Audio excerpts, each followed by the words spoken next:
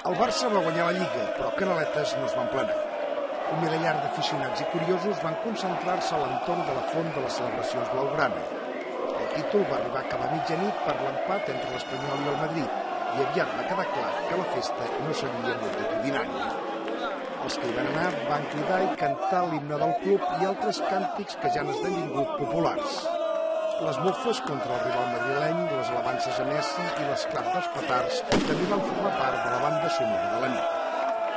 Tothom sabia que la Lliga estava guanyada, però calia confirmar-ho i celebrar-ho. Hem guanyat la Lliga, no? Sembla ser. Bueno, encantats de que l'Espanyol ens hagi regalat aquest triomf, no? Ja, i bueno, així cada any, Hòstia, pues que ha guanyat el Barça i és la puta hòstia i visca Catalunya. Una victòria fantàstica, escolta'm, orgullosos. La celebració del Barça, a campions de Lliga. La celebració culer d'ahir ha estat la primera d'aquest segle en què no hi ha hagut ni aldarulls, ni càrregues policials, ni detinguts.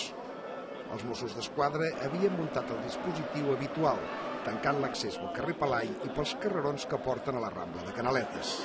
Així la policia podia controlar tothom que anava cap a la celebració i escorcollar-los les bosses. Era la quarta vegada que els Mossos preveien el dispositiu de seguretat, però fins ahir no el van haver de muntar. A 2:45 en punt, els serveis de neteja van certificar que la festa havia acabat.